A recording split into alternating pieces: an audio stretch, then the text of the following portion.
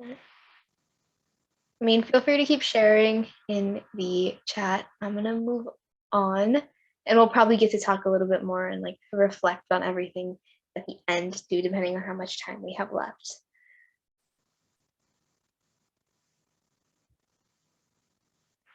Okay, so today we're talking about adolescence, our last kind of stage of child development before we leave the world of childhood and enter adulthood, kind of like that in-between stage. But I guess our agenda, pretty self-explanatory. We'll talk about physical development, cognitive development, and then briefly go over social development.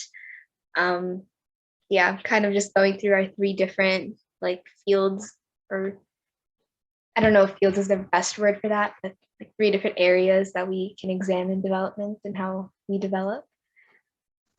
And then I guess the first thing we should probably talk about is what even is adolescence? Because it's actually surprisingly hard to define. So generally, we say that adolescence starts with puberty and ends in adulthood. Usually now it's around age 12, but we don't really entirely know when it ends. The line between adolescence and adulthood is kind of faded and hard to define exactly. But we generally we see puberty hit around age 10 to 11 for females and around 11 to 12 for males. They start a little bit later. We usually see this really big growth spurt in adolescence caused by all of these sorts of things happening at once. You've got growth hormones, and then you've also got thyroid hormones and what we call androgens. All of those things are releasing kind of at the same time, which is why we see this sudden increase in height, weight, all of those things. Usually that growth spurt starts in your extremities, so your head, hands, and feet are going to start growing first, then your arms and legs, and then ending with your torso and your shoulders. That sort of odd order of growth is kind of what makes teenagers look a little bit lopsided sometimes, you know, like the really long arms and stuff like that, which can be a reason for self-consciousness, which we will talk a little bit more about that later. Another thing is that bones finally start to become harder and more brittle. It's not necessarily a bad thing. Just remember that when we're babies and kids, our bones are very flexible, makes them harder to break. But in this stage of adolescence, they're going to start hardening a lot more. We also see some differences between males and females during adolescence, kind of the first time. Before this stage, usually like our body composition, for lack of a better word, is about the same. But once we hit adolescence, males are going to start growing muscle at a lot faster rate compared to females. And females, on the flip side, are going to see a big increase in body fat compared to males. The reason why females grow a lot more body fat is actually partially because just because of our physiological anatomy, and also because fat cells are really good at producing estrogen, which is an important hormone for females. That's about as much as I'll get into it. Another thing that we should keep in mind physically is that our heart and lung capacity increase significantly, which allow for increased strength and more tolerance for exercise, which is why adolescents are usually getting a lot more intense in their sports, you know, getting more competitive. Now getting into adolescent brain development. So brain growth continues into the early 20s. It doesn't really stop at any point in our lives. Frontal lobe development is actually probably the most important thing going on in adolescence. Because our frontal lobes are developing and we're doing that kind of slowly, that might be the reason why teenagers often partake in risk-taking behaviors and have sort of heightened emotional states. I will elaborate a little bit more on that in a couple of slides, I think. While our brains don't grow larger, they are going to become a lot more interconnected and specialized. An increase in what we call white matter is going to, white matter is just like a specific part of our brain, which the reason why it's called white matter is it looks white when there's no blood in there.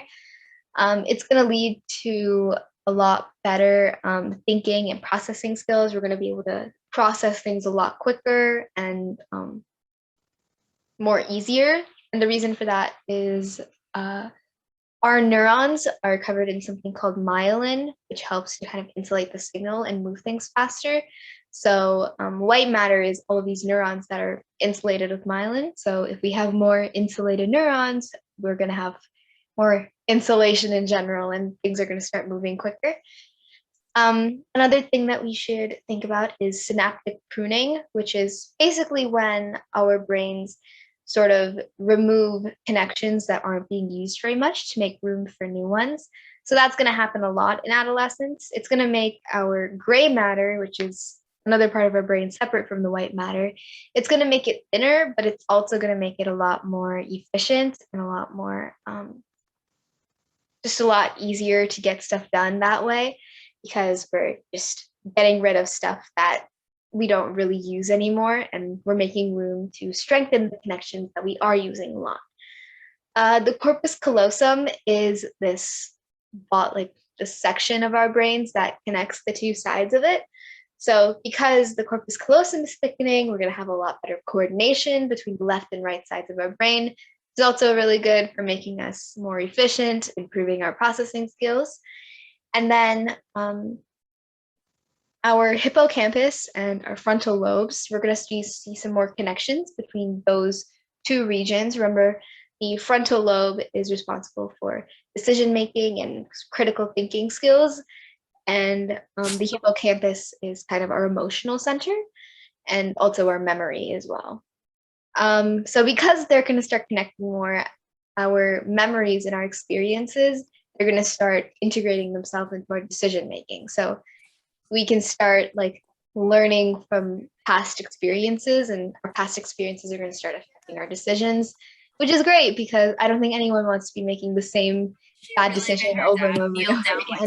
See what I tell you? Even her parents are peasants that bow before her. Have mom pick up this one. She probably spoke just make to sure the that you're manager muted, so many times that she complained enough to convince to marry her. Right. We have probably with brain development. There's a lot of big brain development stuff going on right now. In 3 years, our limbic system is sort of this part of our brain that's responsible for emotions, pageant days and days that all I of that do stuff. something productive. So you will polish this tomorrow. Polish? Yes. She got a dresser full of anyways, power. Her dad. so the limbic system is going to be what over here like, yes, ma'am. Yes, is responsible for the hormone changes that we experience during puberty. And it's also part of why teenagers are really interested in hanging out with fellow teenagers that they enjoy and are a part of, and also why they really enjoy anything. Oh shoot. Okay, hold on. I would smack my kid if they talk to me like that. Not entirely sure why that's happening. Okay. All right. Can you hear me now?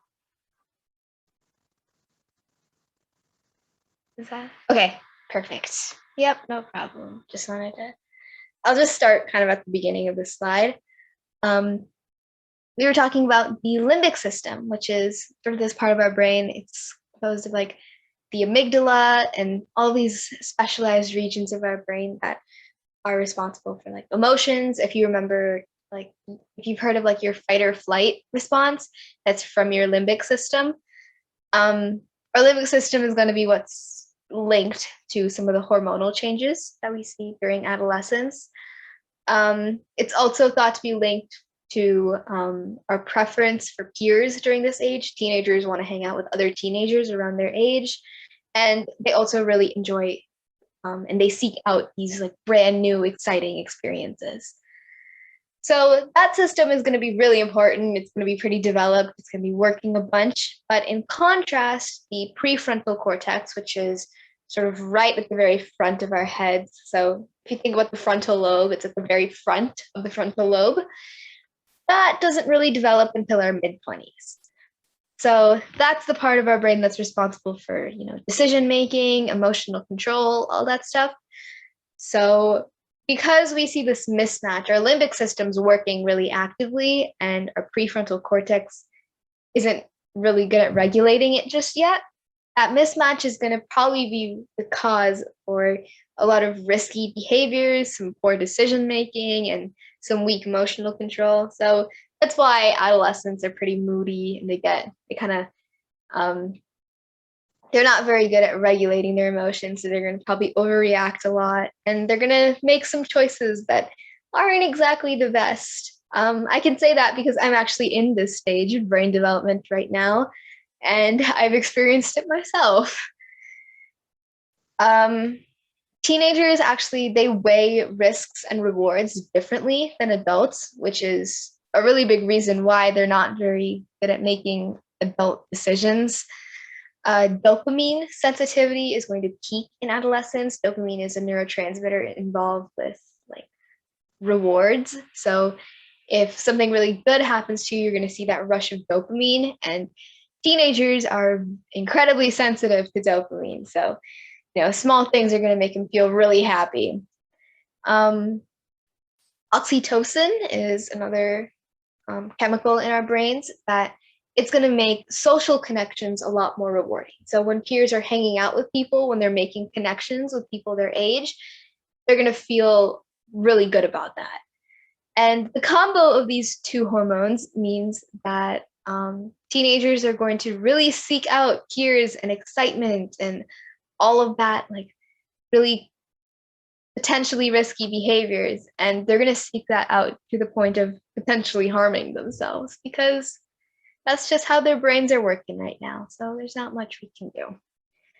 But just, make sure that they're safe. That's why it's really important to have like a really good support system during this age. So, you can make sure that you're staying safe, even though you don't necessarily know that what you're doing is right or wrong. Because there's so much brain activity going on right now, teenagers will also be more vulnerable to mental illness, and drug exposure is exponentially more damaging. Which is why we're so, I think a statistic I saw somewhere is that 50% of people that are diagnosed with a mental illness, they're going to get that diagnosis sometime during their teenage years. So that's a really big percentage. So this adolescent age is really big for sort of diagnosing mental illness and seeing these mental illnesses develop again, because our hormones are just so high, so active. We're just kind of trying to balance out all the chemicals in our brain. Now, I make all of this sound like kind of a bad thing, but these qualities are pretty important for teenagers as they kind of make their way through adulthood. This is going to help them start making decisions for themselves. Seeking out new connections is going to be really important in adulthood. Interacting with people outside of just your family. So they're pretty important just to make sure society is functioning as is, and it's just a part of growing up. Okay, so the other thing I want to talk about that's pretty notable in when it comes to adolescent physical development is sleep. So adolescents need about 8 to 10 hours of sleep in order to function at their very best. However, less than 10% of older adolescents in high school get that much sleep, which is strange because it's all quite clear to them that they need a lot of sleep, but they aren't getting it. Part of that could just be, outside environmental reasons, school and technology and all that stuff that's keeping them away from getting enough sleep. But another reason for it is actually based in our biology. So during adolescence, again, because of all these wonderful hormones that are flowing through our system, our circadian rhythm, which is our cycle of wakefulness and sleep, our circadian rhythm and that sort of internal clock is why you feel jet lagged when you travel internationally. Our clock doesn't exactly match what's going on outside, but our circadian rhythm actually shifts in these teen years, and it's going to push our sleep time back later in the evening. So naturally, adolescents are going to start feeling tired later at night, so they're going to stay up later. And then, of course, they're going to feel awake later in the day. So it's going to make it harder for them to wake up early in the morning. So when, you have to deal with things like homework and school and all of that stuff, doesn't exactly match up with the natural circadian rhythm of teenagers, which isn't exactly great. And it really doesn't help in getting teenagers enough sleep. Later school start times are actually linked to better student outcomes for middle and high schoolers, because if students are awake too early, we can actually scientifically, and we've done research on this, you can see notable impairments in attention and behavior and academic achievement. So they actually do worse in school. Kids who don't get enough sleep also have a higher absence record and a higher number of tardies during the year, because they just need their sleep. So there's actually a lot of scientific evidence that school shouldn't be starting at 7 in the morning. I also have this little infographic from the CDC here to show you guys. It says that 6 out of 10 middle schoolers don't get enough sleep, and 7 out of 10 high schoolers don't get enough sleep, which is not great. We need sleep. So sleep is important. Sleep is very beneficial for you guys. It's going to keep your brains functioning at their best. There's a lot of theories that sleep is when our bodies are able to sort of process all of the experiences that we've had throughout the day. I didn't really get into memory, theories of memory and how we develop memories, since it's not exactly the most relevant to child development in particular. But there are a lot of different theories for why we sleep and why sleep is important. But regardless of why sleep is important, we know that sleep is important. So you should get sleep. And that's probably me being a little bit hypocritical, because I probably don't get enough sleep, or as much as I should, but it's important. So yeah, there's my soapbox thing. Get sleep. Okay. So that's actually all I'm going to say about physical development. There's a lot more that I could talk about, but I'm not really going to get into it, because it kind of gets into things like drugs and alcohol and stuff, but how external factors affect our physical development rather than how we develop physically in itself. I just decided to omit that for now, but it's something that you'll probably hear a lot about going forward. But anyways, now let's talk about cognitive development. And of course, we can never talk about cognitive development without talking about Jean Piaget's theory of cognitive development. I might have actually made a mistake in some of our previous lectures. Piaget was actually a Swiss psychologist, not a French psychologist, but his name sounds very French, so that's probably why I made the mistake. So anyways, Piaget decided that this stage of adolescence landed in what we call the formal operational stage. So adolescents in this stage are able to understand abstract principles. Last week we talked about the concrete operational stage, which is when we start seeing logic take place. So this is taking just hard logic and turning it into more abstract, imaginative, hypothetical situations and applying what we know to those. So think of stuff like love or death and stuff that we don't really, they're a little bit more abstract than other ideas in the world. Adolescents are able to start understanding those. Another thing that we see is what we call hypothetical deductive reasoning. So we talked about deductive reasoning in the concrete operational stage last week. That's kind of the idea of the scientific method, trying new things and seeing what happens, making conclusions from what evidence we see. This is taking that one step forward and introducing the idea of developing a hypothesis based on what could logically occur. So when it comes to exploring the world, adolescents are going to come in expecting something to happen and then seeing what happens from there. So they're going to use that logic to create a hypothesis for what they're going to see, and then they're going to go into that sort of deductive reasoning path. Another thing that we should note is that while most people do reach some degree of formal operational thought, they may not demonstrate it in all areas. So you might not actually reach this full stage of cognitive development in everything, really. Kind of just depends on you and who you are and what your experiences are, but you may actually not reach this stage when it comes to certain aspects. Everyone reaches this stage in some degree, but not like complete formal operational thought for everything. Another thing that we can talk about is we talked about this, I think it was in the Toddlerhood, the Infancy and Toddlerhood lecture. We talked about egocentrism. So, does anyone remember what we mentioned with egocentrism last time we talked about it with toddlers? What did egocentrism look like in toddlers?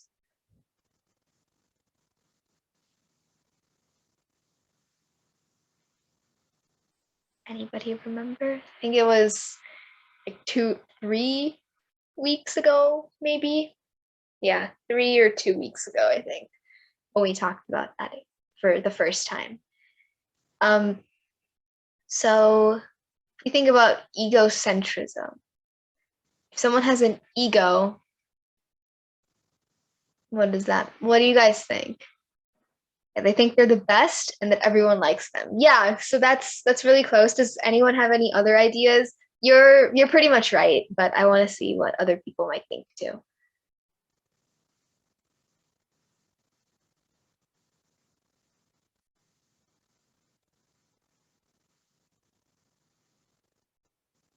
Does anyone have any other ideas about egocentrism? Anyone remember anything else?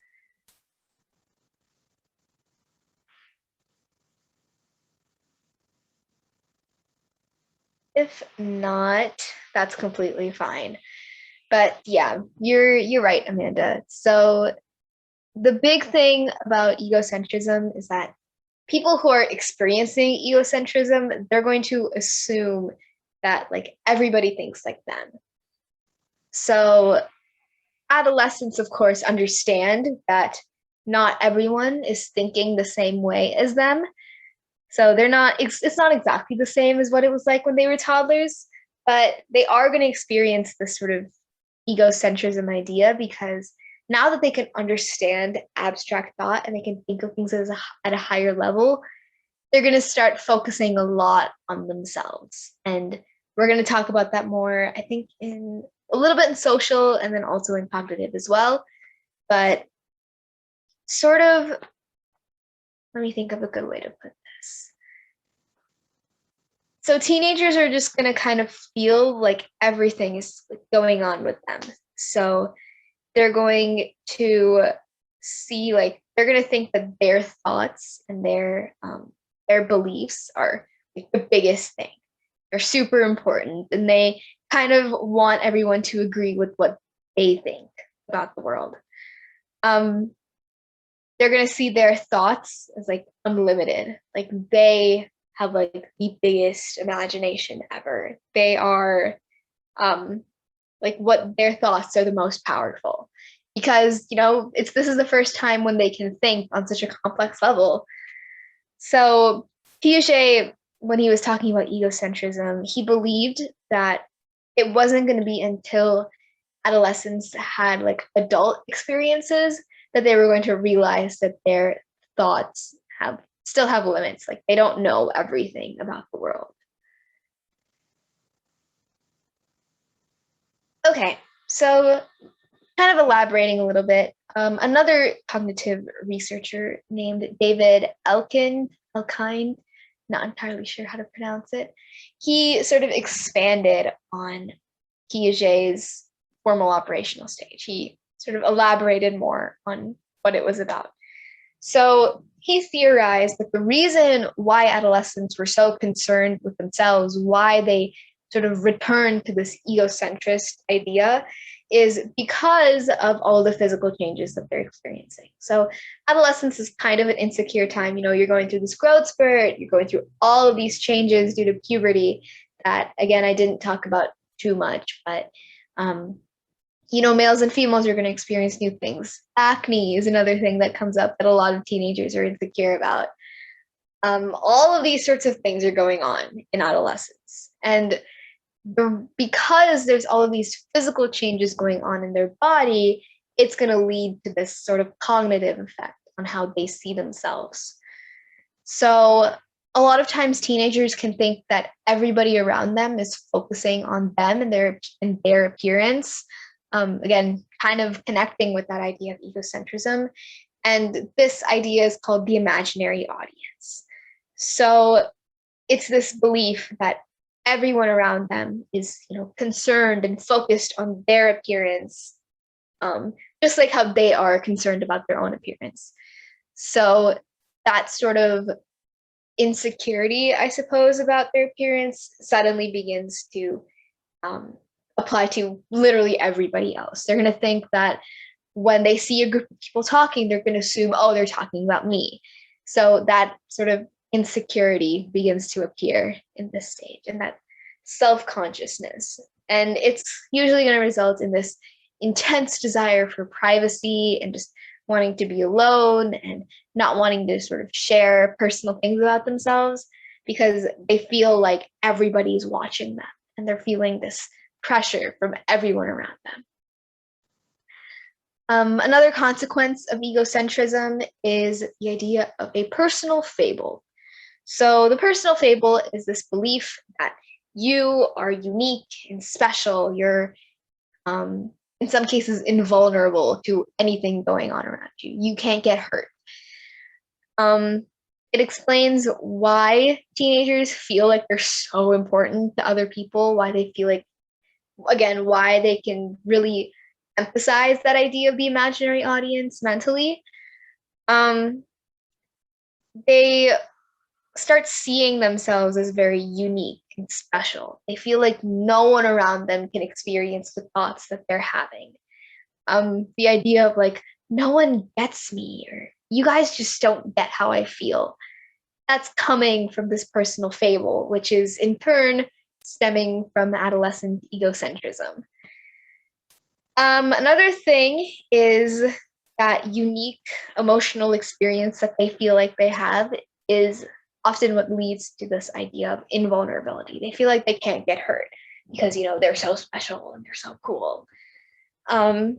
That's part of the reason why they start experiencing all these risky behaviors, why they don't really see a problem in that. Because they think, oh, I'm cool, I'm special. It's fine. I'm not like everybody else. I'm not like other people. That's where they start deciding like these risky behaviors are okay, even though so many other people have had issues and problems with them. That's not going to apply to me because I'm so different. That's me kind of exaggerating a little bit. Obviously, not every teenager thinks about stuff on that level, but that's the idea of the personal fable. If I used like something really, really extreme to show what the personal fable is like, just to give you guys an example of that.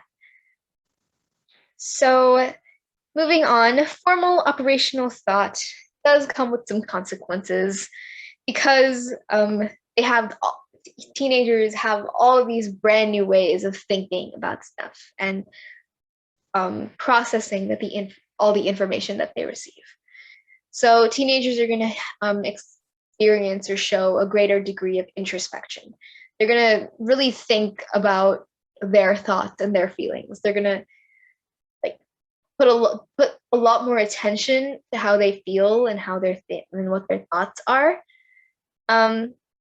They actually have a surprisingly overactive imagination, even though they're almost adults. And you'd expect imagination to be a younger kid thing, but that idea of imagining like their perfect world is going to lead to idealism. So they're going to have these high behavioral standards. They're going to expect people to act a certain way, and they're going to expect themselves to act a certain way. So, teenagers are often really perfectionistic, or they get into arguments when people don't meet their really high expectations.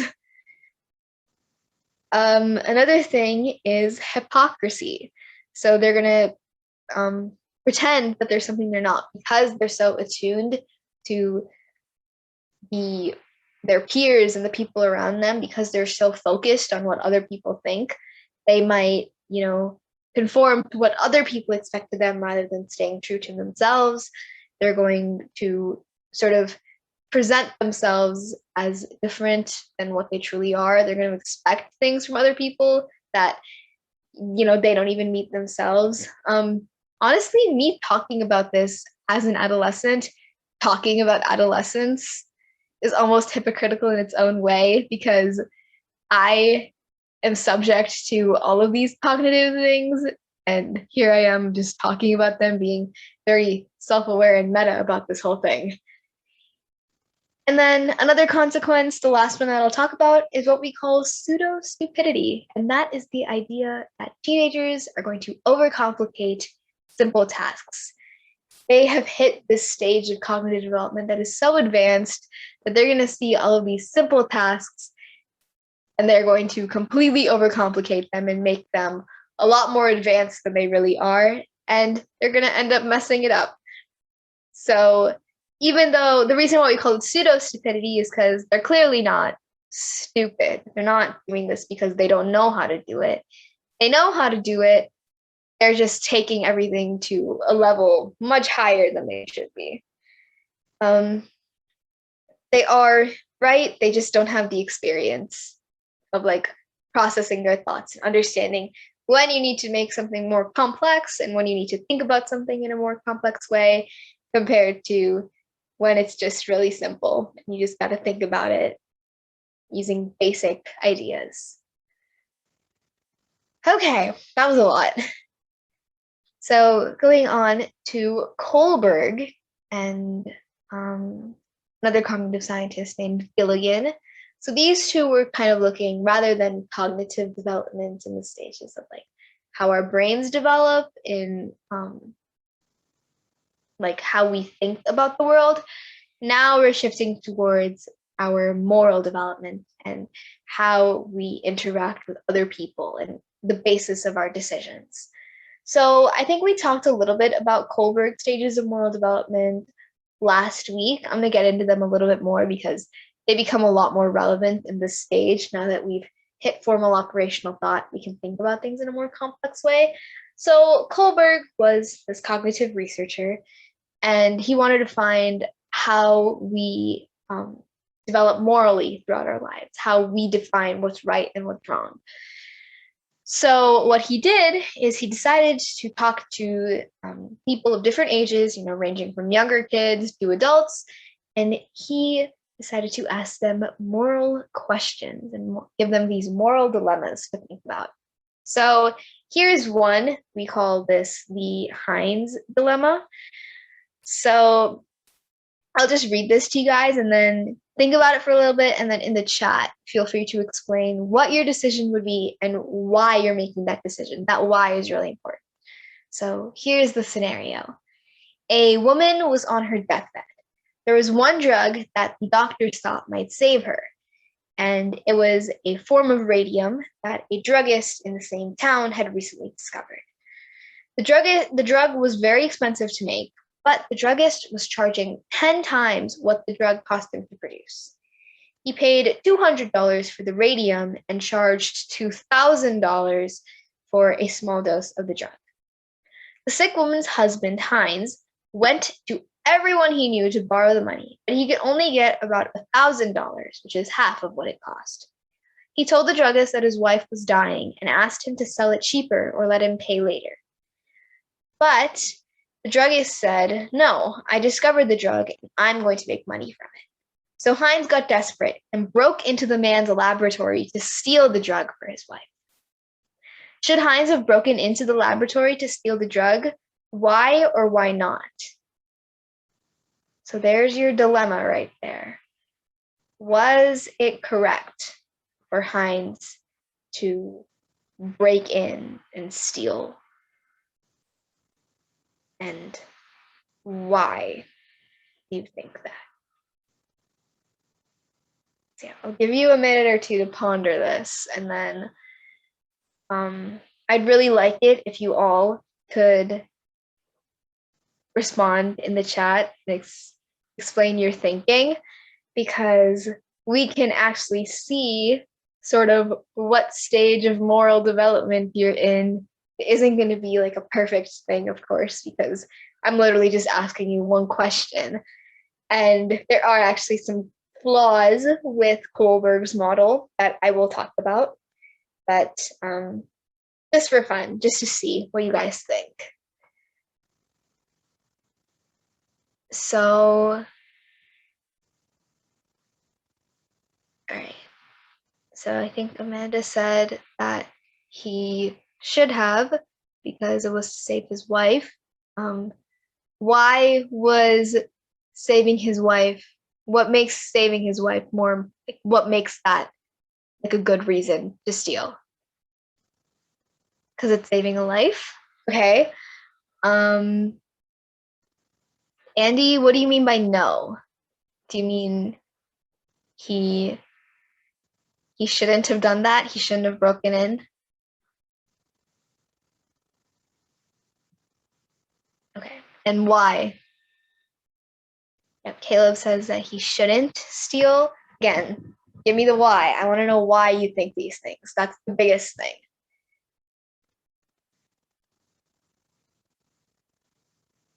And if you don't know, if you think that it depends, feel free to say why you think it depends too, because that is actually a potential answer. It could be yes, it could be no, and you could say that you don't have enough information to make a solid decision.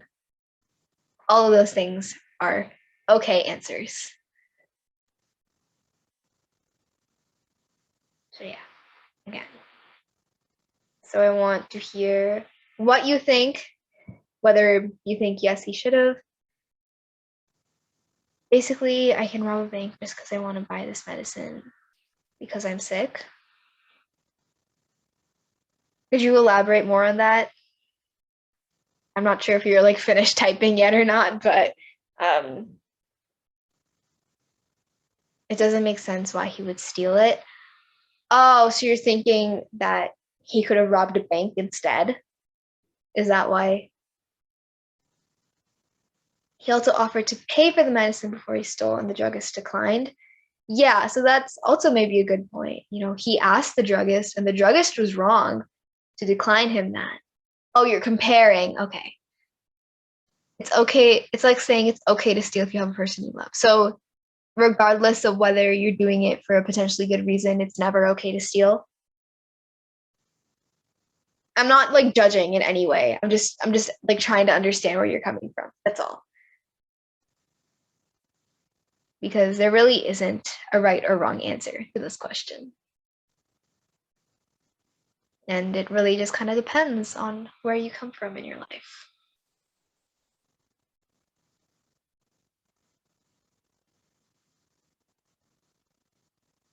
I'll give it 2 more minutes. Feel free to just share your thoughts. If you want, you can argue the other side. So if you think, yes, he should have, what are some reasons why this could have been wrong? And if you're thinking that, no, he shouldn't have broken in, what are some reasons why it could be yes, that was okay? So switch sides and see what happens.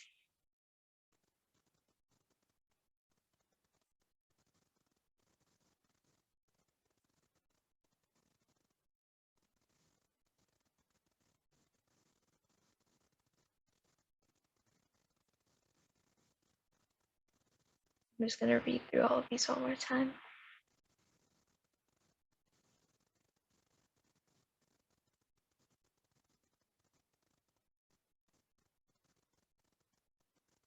The doctor is also kind of greedy. It may have made Hines feel like he needed revenge. The doctor was wrong. So that sort of justifies why Hines is doing something because the doctor did something bad to him. That's also a good and possible way to look at it. Yeah, these are all like really good ideas. And feel free to continue thinking about this going forward. These moral dilemmas are kind of fun to ponder. But anyway, so here is how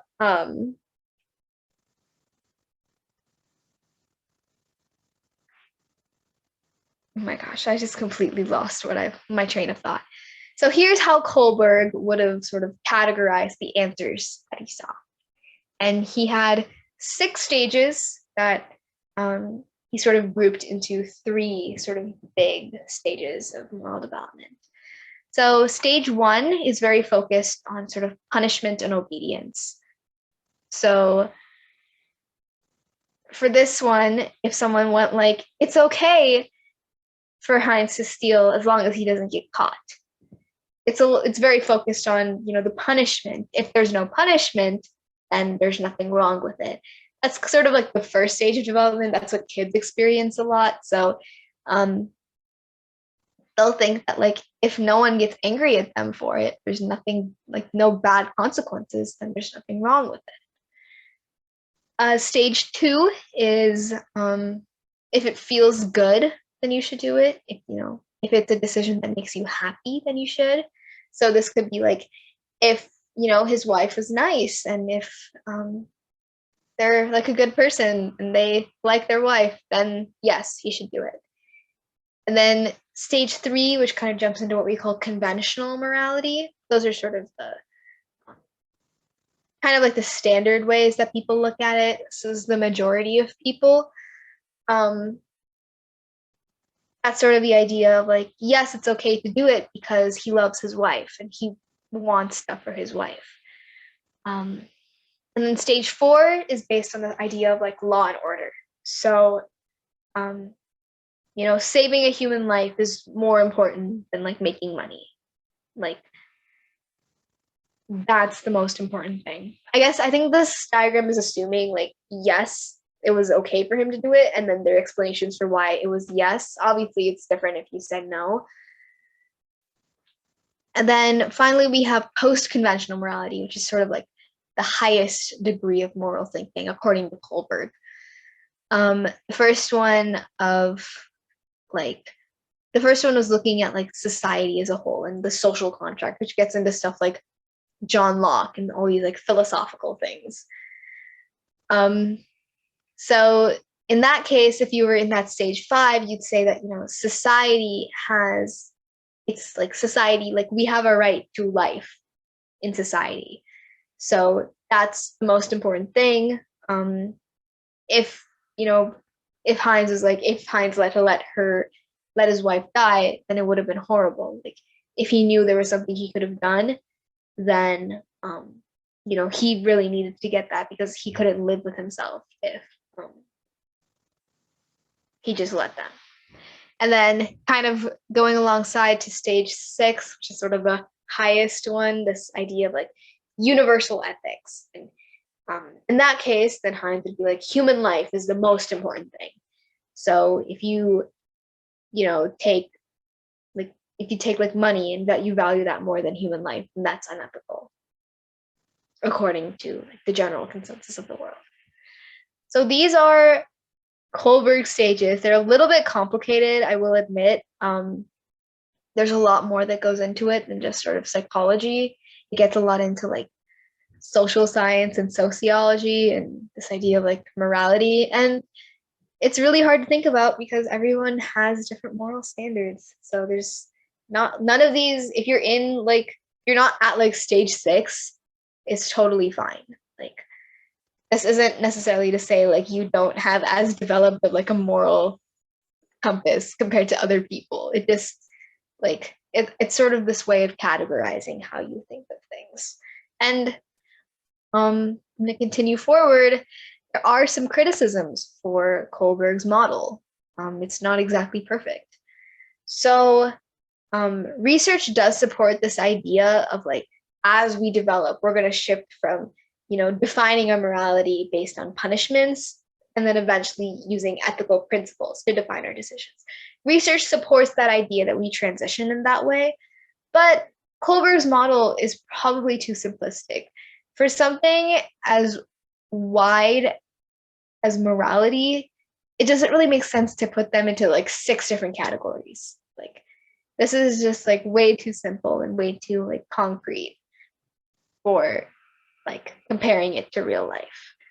Another thing is that it's pretty hard to apply to non-Western cultures. Obviously, Kohlberg was, Euro-American, like he came from the West. So for cultures in other parts of the world, well, they're of course going to be, experiencing like a different societal, ethical environment.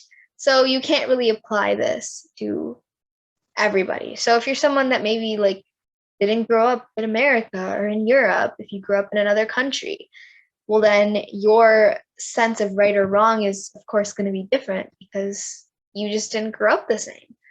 So you couldn't, Kohlberg's model can't really be applied in a variety of cultural backgrounds. There's also little correlation between how children score on this morality test and how they actually would respond in real life. So just because you say that he was justified in stealing that medicine, it doesn't mean that you, if you were in a situation like that, are going to make that decision too.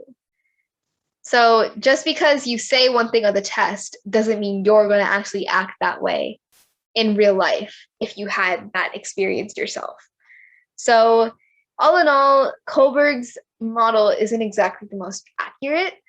Another actually strange thing that we see with Kohlberg's model is that it's thought to better describe the moral development of boys, of the male population, compared to girls. So that's where we're going to get into another developmental psychologist named Carol Gilligan.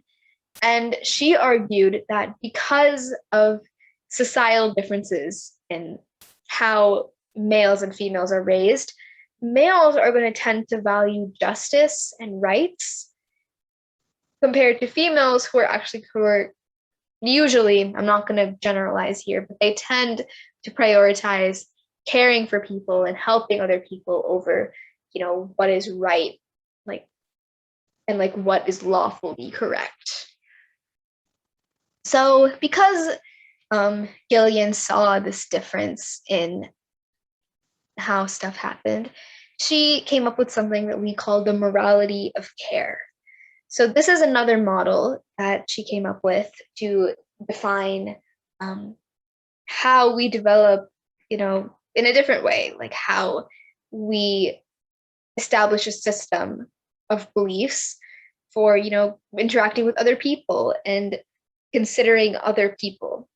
So we have 3 different, what we call moral positions, and we can shift between these 3 positions at different points in time. Even if you're in one stage of development, you're going to be, just because you're an adult doesn't mean that you're going to never be in position 1. You're going to shift through all of these stages at all points in your life. So the first one is what we call survival orientation. So these are, of course, actions that are consider your personal needs only. This is something that we obviously see in very, very young children, in infants and toddlers. They're, of course, only interested in making sure that they survive, which makes sense because that's kind of the most important thing for them at that point in time. They don't really have anything to offer to make sure that the people around them survive.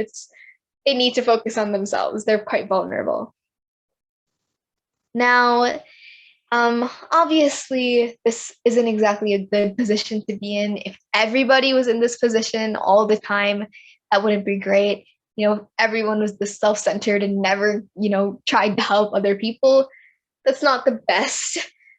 But it is pretty important that you can consider your personal needs. Obviously, if you need to advocate for yourself, for, your mental health, and for, maybe telling a teacher at school that people are being rude to you, you need to be in this position 1, in this survival orientation. You need to consider your personal needs above the needs of other people at points in your life. Obviously not a good idea to be in position 1 all the time, but it's important to our survival. It's survival orientation. Prioritizing ourselves at certain points in our lives is important. Oh, dang, we only have a couple minutes left. I'm gonna get through this as fast as I can. Position 2 is what we call conventional care. So that's when people prioritize other people's needs compared to their own. And it's all about sort of trying to compromise between other people. Like if 2 of your friends are in an argument with each other, trying to find a compromise between the two. So it's really important for sort of group work. The one downside is you're going to not prioritize your own personal needs. So a lot of this really applies when you're in like the classroom, for example. So students that are in position 2 are obviously going to be really good team players. They're going to understand that they need to give up some of their own needs in order for the group as a whole to function. Of course, this is a problem because, if you always let other people make the decisions and you always give up your own personal views, then that's not great either, because you need to prioritize yourself sometimes. So there's position 2. And then the last one is position 3. So this is when you're trying to take your own personal needs and also take care of other people's personal needs. So rather than only taking account of other people, you're going to take account of other people's needs and your own needs at the same time, and sort of compromising between the two. So this is sort of the compromise between all of them. And as you get older, position 3 is kind of going to be your main way of doing stuff. So it's going to go, you're going to start by only prioritizing yourself, and then you're going to shift between all 3 of them at different points once you get into like early middle childhood. Okay, last thing, social development. To go over this real quick. So Erik Erikson is our big person for social development. He's our big psychologist who looked at how we develop socially. And adolescence falls in his stage of what we call identity versus role confusion. So adolescents are trying to figure out who they are and what they want to do with the rest of their lives as they hit adulthood. It's this period of confusion and experimentation. They're trying out new labels for themselves. They're trying to figure out who they are. And in the same vein, another psychologist named James Marsham came up with the theory of identity development. And he had these different ideas for the different identities that adolescents are going to experience. Let me get my laser pointer out so I can sort of show you guys this diagram. Okay, so most people start out in this identity diffusion stage. They haven't really thought about who they are, and they don't feel like they need to have this hard set identity. This is what you kind of see as you reach adolescence, as you sort of make your way into it. Because younger kids, they don't really need to know who they are just yet. They don't have to worry about what they want to do with their life. They're just enjoying being a kid and having fun. And then from there, we kind of go into what we call identity foreclosure. So that's when you haven't really decided on your identity just yet, but other people have sort of had this identity that they're kind of putting on you, and you're just going to be like, okay, I'm going to go along with this.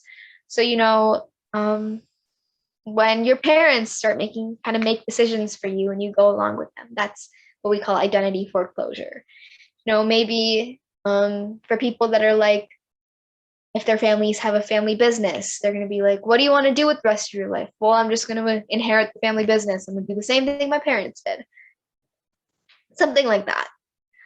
And then identity moratorium, that's when you know that you need an identity. You know that you want this identity. You want to find an identity for yourself, but you don't really exactly know what that identity is just yet. You're still kind of questioning it. This is kind of the stage that we see in like later adolescence, sort of like, you can think about it as like deciding like what you want to do in college, for example. That's like maybe like grades 9 through 11, when you're still kind of trying to figure out like what you want to major in, where you want to go to school. You know that you need to figure out all those things, but you don't exactly know just yet. And then the last one that I'm going to talk about is identity achievement. You've thought about what you want to do with your life, you know what you want to do with your life, and you know how to get to that identity. You know how to get to that point in your life. This is sort of what we see right at the very end of adolescence, and it's something that continues past adolescence into the future. So while there isn't necessarily a certain order you go in, usually you'll go diffusion and then foreclosure and then moratorium and then achievement. You don't have to go in that order. You could jump around all that stuff because everyone is different, of course. All right. So, summary. I don't have a very long summary, but we, of course, talked about a bunch today. So, first, we talked about what adolescence is. Then, we went into physical development, specifically brain development and the importance of sleep. Then, we talked about cognitive development, which is really big. We talked about 4 different psychologists Piaget, Elkind, Kohlberg, and Gilligan. Their 4 models, their theories. And then we talked about social development. We talked about Erikson's stage of identity and role confusion. And then we talked about Marcia's theory for identity development. Okay, last thing I'm going to say. What comes next? So we've reached the end of child development. Once you're past adolescence, you're not really a child anymore. And we don't really know where you go from adolescent to adult, but at this point, we're not really looking at this in the scope of child development. But the thing I want to leave you with for this class overall is that development never ends. Just because we're not talking about development as adults, just because we put so much focus on child development, doesn't mean that after adolescence, we just stop developing. Our brains are constantly growing and changing. We're, of course, changing physically as adults, and our social connections with other people are changing too. So, development never truly ends. You can examine development at all points in life. In this class, we looked at child development, but you can look at it in future years as well. With that, thanks